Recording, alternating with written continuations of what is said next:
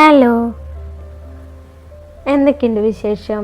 എല്ലാവരും സുഖമായിരിക്കുന്നു എന്ന് വിചാരിക്കുന്നു. ഇത് നമ്മുടെ 36ാമത്തെ പാർട്ടാണ്. എന്നാൽ നമുക്ക് സ്റ്റോറിയിലേക്ക് പോയാലോ? അധികം പറഞ്ഞ് ബോറടിപ്പിക്കുന്നില്ല. കമൻ്റ് ഇടാനും സബ്സ്ക്രൈബ് ചെയ്യാനും മറക്കരുത് കേട്ടോ. ദത്തൻ ബെഡിലേക്ക് കിടന്നു. വർണ്ണ വീണ്ടും അവൻ്റെ നെഞ്ചിലേക്ക് തലവെച്ച് കിടന്നു. എന്നാൽ ദത്തൻ അവളെ വീണ്ടും ബെഡിലേക്ക് തന്നെ കിടത്തി. ശേഷം അവളുടെ കഴുത്തിലേക്ക് മുഖം പൂഴ്ത്തിക്കൊണ്ട് കിടന്നു. എനിക്കിങ്ങനെ കിടക്കാനാണ് ഇഷ്ടം, ദത്തൻ ഒരു കള്ളച്ചിരിയോടെ പറഞ്ഞ് അവളുടെ ചെവിയിൽ പതിയെ ഒന്ന് കടിച്ചു. നീ എൻ്റെ കൂടെ എന്നും ഇങ്ങനെ ഉണ്ടാവോ ദത്ത? അവൾ അവനെ തന്നിലേക്ക് ചേർത്ത് പിടിച്ചുകൊണ്ട് ചോദിച്ചു. നീ ഇല്ലാതെ ഞാൻ എങ്ങനെ ജീവിക്കാനാ പെണ്ണെ? എന്നെ കൊണ്ട് അതിന് പറ്റുമോ? ഈ ദേവദത്തൻ്റെ അവസാന ശ്വാസം വരെ എൻ്റെ ദേവൂട്ടി എൻ്റെ കൂടെ എന്നും ഇങ്ങനെ ഉണ്ടാവും. സത്യം? എൻ്റെ പൊന്ന് ദേവൂട്ടിയാണ് സത്യം. അത് കേട്ട് വർണ്ണയുടെ ചുണ്ടിലും ഒരു പുഞ്ചിരി തെളിഞ്ഞു. ദത്ത, നീ ഉറങ്ങിയോ? ഉറങ്ങുന്ന ദത്തിനെ തട്ടി വിളിച്ചുകൊണ്ട് വർണ്ണ ചോദിച്ചു. നിനക്ക് എന്താ പെണ്ണെ, രാത്രി ഉറക്കൊന്നുമില്ലേ? ദത്തൻ ഉറക്കത്തിൽ തന്നെ ചോദിച്ചു. വീട് മാറിക്കിടക്കുന്ന കാരണം എനിക്ക് ഉറക്കം വരുന്നില്ല ദത്ത, എനിക്കൊരു പാട്ട് പാടിത്തരുവോ? നിനക്കെന്താ വട്ടാണോ? മുണ്ടാതെ കിടന്ന് ഉറങ്ങടി കുരുട്ടെ. എനിക്ക് ഉറക്കം വരാത്തോണ്ടാ ദത്ത. ഇതിനെ കണ്ട് ഞാൻ തോറ്റല്ലേ ഈശ്വര. എനിക്ക് നല്ല ഉറക്കം വരുന്നുണ്ട്. എൻ്റെ കുട്ടി വെറുതെ കണ്ണടച്ച് കിടക്ക്, അപ്പൊ ഉറക്കം വരും. ഇല്ല ദത്ത, ഞാൻ കണ്ണടച്ച് കിടന്നതാ, പക്ഷെ ഉറക്കം വരുന്നില്ലാന്നേ. ഒരു പാട്ട് പാടിത്താടാ. എനിക്ക് പാട്ട് പാടാൻ അറിയത്തില്ലടി. എന്നെ കണ്ടിട്ട് പാട്ട് പാടുന്ന ആളെ പോലെ തോന്നുന്നുണ്ടാ? ഞാൻ ഫോണിൽ പാട്ട് വെച്ചിക്കാം. ദത്തൻ ഉറക്കം നഷ്ടപ്പെട്ട ദേഷ്യത്തിൽ പറഞ്ഞു. വേണ്ട, നീ സുഖമായിട്ട് ഉറങ്ങിക്കോ. അല്ലെങ്കിൽ ഞാൻ ഉറങ്ങിയാലും ഇല്ലെങ്കിലും നിനക്കെന്താ? വർണ്ണ പരിഭവത്തോടെ തിരിഞ്ഞു കിടന്നു. ദത്തൻ തലയ്ക്ക് കൈ കൊടുത്തുകൊണ്ട് ബെഡിൽ എണീറ്റിരുന്നു. ഏത് നേരത്താവോ ഇതിനെയൊക്കെ? ദത്തൻ പതിയെ പിറുപിറുത്തു. ദേവുട്ടി. ദത്തൻ അവളെ തട്ടി വിളിച്ചു. വേണ്ട, നീ ഉറങ്ങിക്കോ. അങ്ങനെ പറയല്ലോ പൊന്നെ. വാച്ചേട്ടൻ മടി കിടത്തി എൻ്റെ കുട്ടീനെ താരാട്ട് പാട്ടി ഉറക്കാം. ദത്തൻ അത് പറഞ്ഞു പാട്ട് വെക്കാനേ ഫോൺ ടേബിളിന് മുകളിൽ നിന്ന് തപ്പിയെടുത്തു. ഫോണെല്ലാം കണ്ടുപിടിച്ച് പാട്ട് വെക്കാനായി ബെഡിൽ വന്നിരുന്നപ്പോഴേക്കും വർണ്ണ ഉറങ്ങിയിരുന്നു. ഇപ്പം ഞാനാരായി? ശശി സോമസുന്ദരൻ. ദത്തൻ പിറുപിറുത്തുകൊണ്ട് ബെഡിൽ വന്ന് കിടന്നു. വർണ്ണയെ തന്നിലേക്ക് ചേർത്ത് കിടത്തി പുതച്ചു കൊടുത്തുകൊണ്ട് ദത്തനും പതിയെ കണ്ണുകൾ അടച്ച് കിടന്ന് ഉറങ്ങിപ്പോയി. ദേവാ. രാവിലെ ചെറിയമ്മയുടെ വിളി കേട്ടാണ് ദത്തൻ കണ്ണു തുറന്നത്. നേരം വെളുക്കുന്നതേ ഉള്ളൂ. ഡോർ ലോക്കല്ല ചെറിയമ്മ, അകത്തേക്ക് വന്നോളൂ. അത് പറഞ്ഞു ചാരിയിട്ട വാതിൽ തുറന്ന് ചെറിയമ്മ അകത്തേക്ക് വന്നു. വേണ്ട മോനെ, കിടന്നോ, ഞാനൊരു കാര്യം പറയാൻ വേണ്ടി വന്നതാ. ബെഡിൽ നിന്ന് എണീക്കാൻ നിന്ന ദത്തന് ചെറിയമ്മ തടഞ്ഞു. വീട്ടിൽ അമ്മയ്ക്ക് സുഖമില്ല എന്ന് പറഞ്ഞ് അച്ഛൻ വിളിച്ചിരുന്നു. ഞാൻ ഒന്ന് വീട് വരെ പോയിട്ട് വരാം. ഇപ്പം ഇറങ്ങിയാലോ ഉച്ചയ്ക്ക് മുമ്പ് തിരികെ വരാൻ പറ്റുള്ളൂ. ഞാൻ കൂടെ വരണോ ചെറിയമ്മ? ഏയ് വേണ്ട, ഡ്രൈവർ ഉണ്ടല്ലോ, ഞാൻ വേഗം പോയിട്ട് വരാം. അല്ല, വർണ്ണ മോളെവിടെ? ചെറിയമ്മ ചുറ്റും നോക്കിക്കൊണ്ട് ചോദിച്ചു. അത് കേട്ട് ദത്തൻ ഒരു ചിരിയോടെ തൻ്റെ മേലിൽ നിന്നും പുതപ്പൽപ്പം മാറ്റി അവൻ്റെ വയറിൽ തലവെച്ച് അവനെ പറ്റി ചേർന്ന് കിടക്കുമായിരുന്നു വർണ്ണ. ഇങ്ങനെ ഒരാൾ ഇവിടെ ഉണ്ടായിരുന്നോ? പൂച്ച കുഞ്ഞിനെ പോലെ ദത്തൻ്റെ അരികെ കിടന്നുറങ്ങുന്ന വർണ്ണയെ നോക്കി ചെറിയമ്മ വാത്സല്യത്തോടെ പറഞ്ഞു. നിനക്ക് എവിടുന്ന് കിട്ടി ദേവാ ഇങ്ങനെ ഒരു കുഞ്ഞിപ്പെണ്ണിനെ? ഇത്തിരി ഉള്ളൂലോ. ചെറിയമ്മ വർണ്ണയുടെ നെറുകിൽ തലോടിക്കൊണ്ട് പറഞ്ഞു. എന്നാ സമയം കളയേണ്ട ചെറിയമ്മ, ഇറങ്ങാൻ നോക്കിക്കോളൂ. ഒരു പരിധിയിൽ കൂടുതൽ വർണ്ണയോട് ആര് സ്നേഹം കാണിക്കുന്നത് ദത്തനെ ഇഷ്ടപ്പെടുന്നില്ല. അതുകൊണ്ട് തന്നെയാണ് ചെറിയമ്മയെ പറഞ്ഞു വിടാൻ അവൻ അത്ര തിരക്കും കാണിച്ചതും. എന്നാ ഞാൻ ഇറങ്ങാം, മോളെ നീറ്റ പറഞ്ഞേക്ക്. മുറിയുടെ വാതിൽ ചാരിയിട്ടുകൊണ്ട് ചെറിയമ്മ പുറത്തേക്ക് പോയി. ഞാൻ നിന്റെ കാര്യത്തിൽ കുറച്ച് സെൽഫിഷ് ആവുന്നുണ്ടോ? അതെന്താ അങ്ങനെയെന്ന് എനിക്ക് അറിഞ്ഞൂടാടാ. നിന്റെ സ്നേഹവും വാശിയും പിണക്കവും ദേഷ്യവും എല്ലാം എന്നോട് മാത്രം മതി എന്നൊരു തോന്നല്. എനിക്കറിയാം നിനക്ക് നിൻ്റെതായ ഇഷ്ടങ്ങളുണ്ടെന്ന്. അതൊക്കെ ഞാൻ സാധിച്ചു തരും. പക്ഷേ നിൻ്റെ സ്നേഹം, നിൻ്റെ കുറുമ്പ് അത് മറ്റൊരാളിലേക്ക് പങ്കിട്ട് പോകാൻ ഞാൻ സമ്മതിക്കില്ല. എനിക്ക് അത്ര ഇഷ്ടമാണ് പെണ്ണെ നിന്നെ. ഒരു തരം ഭ്രാന്തമായ പ്രണയം. അവൻ അവളെ ഇറുക്കെ പുണർന്നതും വർണ്ണ പതിയെ കണ്ണ് ചിമ്മി തുറന്നു. എന്താ ദത്ത, നേരം വെളുത്തോ? അവൾ ചെറിയ കുട്ടിയെ പോലെ കണ്ണ് തിരുമ്മിക്കൊണ്ട് ചോദിച്ചു. ഇല്ലടാ, എൻ്റെ കുട്ടി ഉറങ്ങിക്കോ, നേരം വെളുക്കുമ്പോൾ ഞാൻ വിളിക്കാം. ദത്തൻ അവളെ ബെഡിലേക്ക് കിടത്തിക്കൊണ്ട് അവളുടെ ചുണ്ടിലായി ഒന്ന് ഉമ്മ വെച്ചു. എന്തിനും ദത്ത ഇങ്ങനെ ഉമ്മ വയ്ക്കണേ? പറഞ്ഞവനെ കൂർപ്പിച്ചുകൊണ്ട് പറഞ്ഞു. മറുപടിയായി ദത്തൻ അവൻ്റെ പതിവ് കള്ളച്ചിരി ചിരിച്ചു.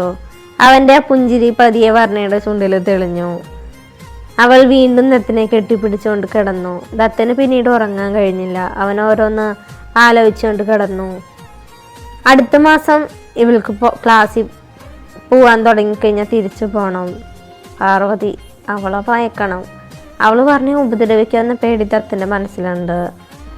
വർണ്ണയെ ഇവിടേക്ക് കൊണ്ടുവരാൻ ദത്തന് ഒട്ടും താല്പര്യം ഉണ്ടായിരുന്നില്ല. പക്ഷേ അവളെ പിരിഞ്ഞ് ഒരു നിമിഷം പോലും നിൽക്കാൻ കഴിയില്ല എന്ന് സ്വയം തിരിച്ചറിഞ്ഞുകൊണ്ടാണ് കൂടെ കൂട്ടിയത്. ദത്തൻ നേരം വെളുത്തതും വർണ്ണയെ പതിയെ ബെഡിൽ കിടത്തി ബാത്റൂമിലേക്ക് പോയി. ദത്തൻ കുളി കഴിഞ്ഞ് വരുമ്പോഴേക്കും വർണ്ണ നല്ല ഉറക്കത്തിൽ തന്നെയാണ്. തലവഴി പുതപ്പെട്ട് കിടക്കാണ് വർണ്ണ.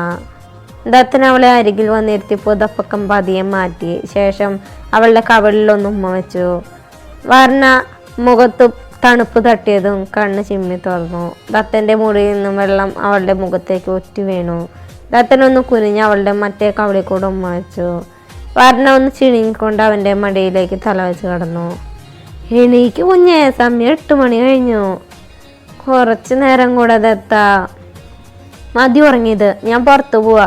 അപ്പോഴേക്കും വേഗം എണീച്ച് കുളിക്കാൻ നോക്ക്. നീ പോയിക്കോ ദത്ത, ഞാൻ കുറച്ച് കഴിഞ്ഞ് എണീറ്റോളാം. പറ്റില്ല. ദത്തൻ അവളെ വലിച്ചെണീപ്പിച്ച് ബാത്റൂമിലേക്ക് കയറ്റി വിട്ടു. വർണ്ണ കുളി കഴിഞ്ഞ് വരുമ്പോഴേക്കും ദത്തൻ എവിടെയോ പോവാൻ റെഡിയാവുമായിരുന്നു. എങ്ങോട്ടാ ദത്ത പോകുന്നേ? ഒരു ഫ്രണ്ടിനെ കാണാനാടാ, പോയിട്ട് വേഗം വരാം. വർണ്ണ ഒന്ന് മൂളി. ദത്തൻ ടേബിളിന്റെ മുകളിൽ നിന്നും ബുള്ളറ്റിന്റെ കീ എടുത്ത് പുറത്തേക്ക് നടന്നു. വർണ്ണ അവൻ പോയതും തലയിൽ കെട്ടിയ തോർത്തഴിച്ച് ഒന്നുകൂടെ മൂടി തോർത്തി. അപ്പോഴേക്കും പുറത്ത് പോയ ദത്തൻ കാറ്റ് പോലെ വന്ന് വർണ്ണയെ പുണർന്നു. വർണ്ണ ഒന്ന് ഞെട്ടിയെങ്കിലും അവനെ ചേർത്ത് പിടിച്ചു. ദത്തൻ അവളുടെ മുഖം കയ്യിലെടുത്ത് അവളുടെ ചുണ്ടിലായി ഒന്ന് ഉമ്മ വെച്ച് പുറത്തേക്ക് തന്നെ പോയി.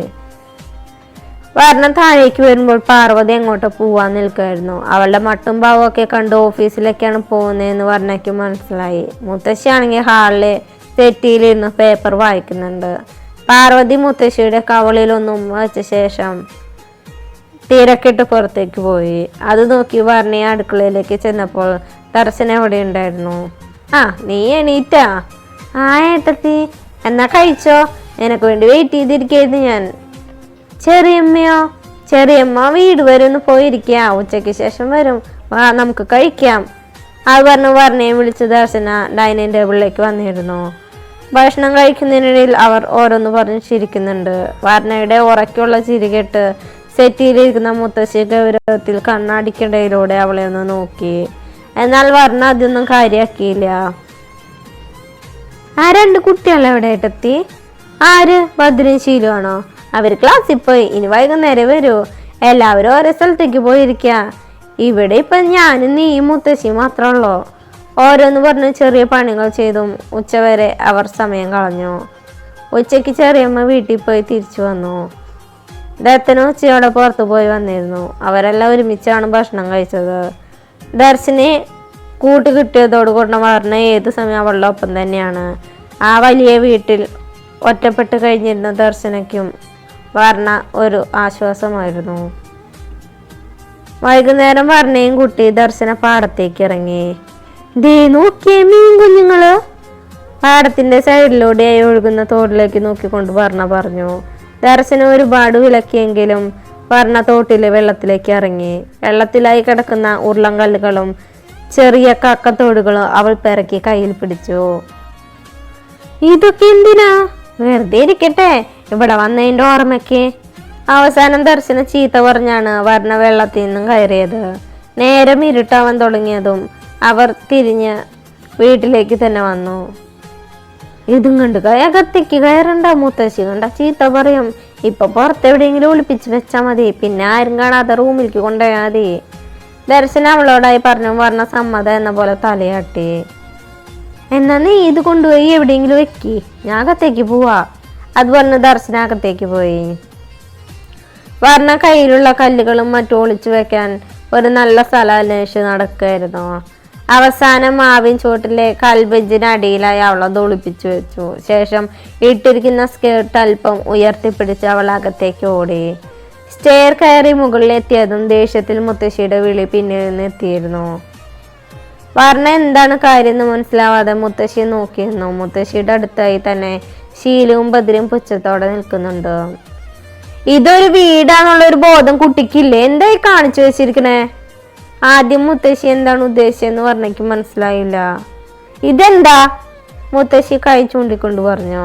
അവൾ കയറി വന്ന വഴി മൊത്തം ചെളിയായിരിക്കുന്നു. തോട്ടിലെ വെള്ളത്തിൽ കളിച്ച ശേഷം പാടത്തെ മണ്ണും കൂടി ആയപ്പോൾ തറയാകെ പാടത്തെ ചെളി പരന്ന് കിടക്കുകയാണ്.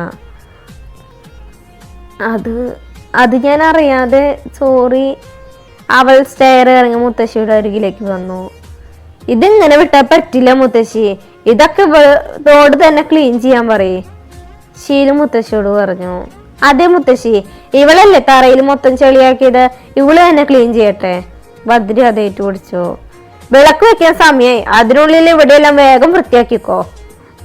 അത് പറഞ്ഞു മുത്തശ്ശി ഗൗരവത്തിൽ അകത്തേക്ക് പോയി. മുത്തശ്ശിക്ക് പിന്നാലെ അവളെ നോക്കി ഒന്ന് പുച്ഛിച്ചുകൊണ്ട് ഭദ്രയും ശീലും അകത്തേക്ക് കയറിപ്പോയി. കാല് കഴുകിയിട്ട് അകത്തേക്ക് വന്നാൽ മതിയായിരുന്നു, ഇതിപ്പോ ആകെ നാണം കെട്ടല്ലോ. ഛേ. വർണ്ണ മുറ്റത്തേക്ക് പോയി. പുറത്തെ പൈപ്പിൽ കാലും കൈയെല്ലാം കഴുകി. ശേഷം അടുക്കള ഭാഗത്തുനിന്നും ബക്കറ്റിൽ വെള്ളം പിടിച്ച് കയ്യിലൊരു തുണിയുമായി ഹാളിലേക്ക് വന്നു. ബക്കറ്റിലെ വെള്ളത്തിൽ തുണി മുക്കി തറയാകെ തുടയ്ക്കാൻ തുടങ്ങി. വീടിന്റെ ഉമ്മറത്തെ വാതിൽ മുതൽ സ്റ്റെയർ വരെ അവളുടെ കാൽപ്പാടുകളാണ് പതിഞ്ഞു കിടക്കുന്നിരുന്നത്.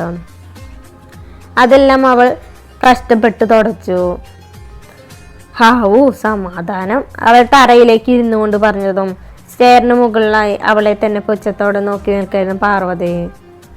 ഇനിയിപ്പോ ഇവളുടെ കുറവും കൂടി ഉള്ളായിരുന്നു. എൻ്റെ ഒരു കാര്യം, ഇങ്ങനെ നാണം കടാനും വേണം ഒരു ഭാഗ്യം. അവളും വെറുതെ പാർവതി ഒന്ന് പൂച്ചിച്ചുകൊണ്ട് താഴെ നിന്ന് എണീറ്റ് ബക്കറ്റ് എടുക്കാനായി രണ്ടടി മുന്നോട്ട് നടന്നു. തുടച്ചുകൊണ്ടിരുന്ന തുണിയിൽ വഴുതി അവൾ നിലത്തേക്ക് തന്നെ വീണു. അയ്യോ അമ്മേ, എൻ്റെ നടു, എൻ്റെ കാല്. പറഞ്ഞ കരയാൻ തുടങ്ങി. അപ്പോഴേക്കും പാർവതി വേഗത്തിൽ സ്റ്റെയർ ഓടി ഇറങ്ങി അവളുടെ അടുത്തേക്ക് എത്തിയിരുന്നു. അയ്യോ എന്താ പറ്റിയേ? പാർവതി വർണ്ണയെ താഴെ നിന്നും പിടിച്ചെഴുന്നേൽപ്പിക്കാൻ ശ്രമിച്ചു. പക്ഷെ വേദന കൊണ്ട് വർണ്ണയ്ക്ക് എണീക്കാൻ പറ്റുന്നില്ല. എന്താ വർണ്ണ, എന്താ പറ്റിയേ? നല്ല വേദനയുണ്ടാ?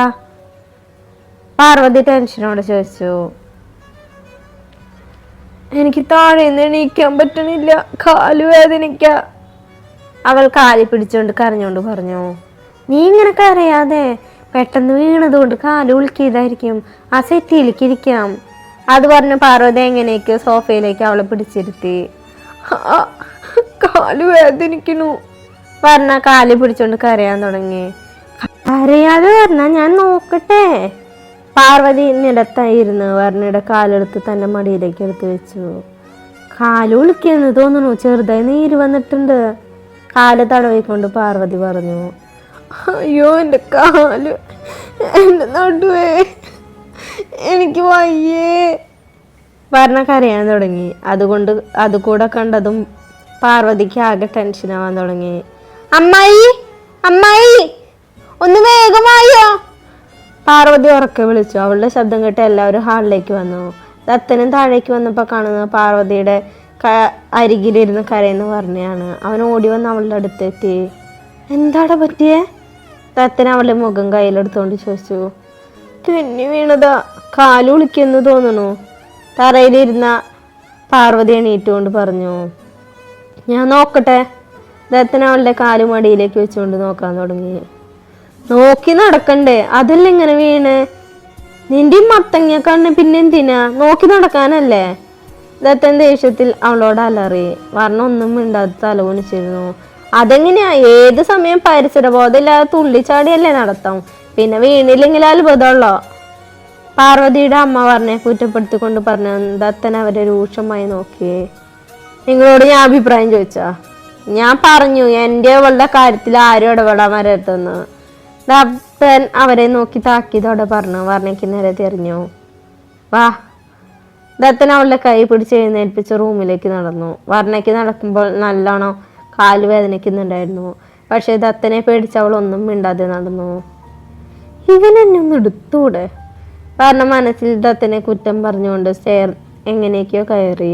മുകളിലെത്തിയതും ദത്തൻ അവളെ ഇരു കൈകൾ കൊണ്ട് പൊക്കിയെടുത്ത് റൂമിലേക്ക് നടന്നു.